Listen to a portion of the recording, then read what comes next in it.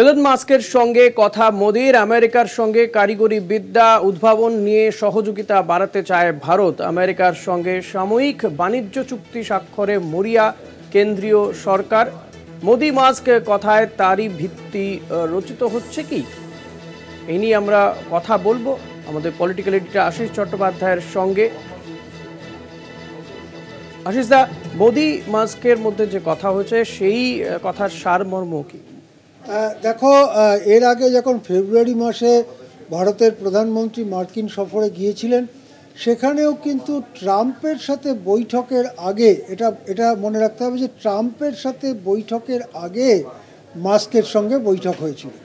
আমাদের কাছে যে ছবি দেওয়া হয়েছিল তাতে আমরা দেখেছিলাম মাস্ক তার বাচ্চা কাচ্চাদের নিয়ে সব এসছেন, তারা সব খেলে টেলে বেড়াচ্ছে এবং মোদিও যতটা অনেক চেষ্টা করছেন হাসি হাসি মুখে বাচ্চাদের সাথে কথাবার্তা বলার। এরপরে মাস্কের সাথে বৈঠক হয়, তারপরে ট্রাম্পের সাথে বৈঠক হয়।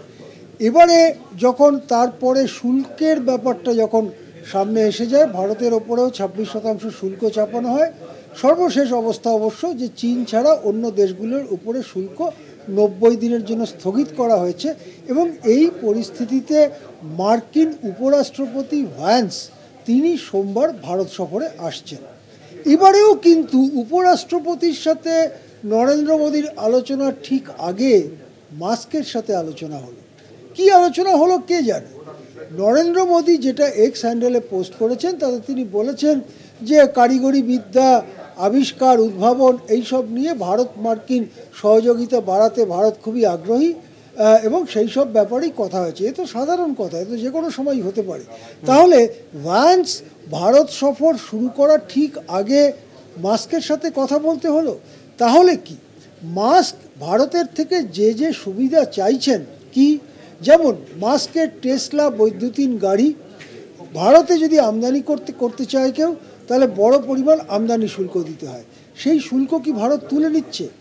মাস্কের এই যে সমাজ মাধ্যমের নানান কোম্পানি, ইন্টারনেট ইত্যাদি, স্টারলিংক এবং এই যে মহাকাশ অভিযানের যে বিদ্যা ইত্যাদি এবং যৌথ প্রজেক্ট, এইসব ব্যাপারে মাস্ক কি বড়োভাবে ভারতে এন্ট্রি নিতে চাইছেন?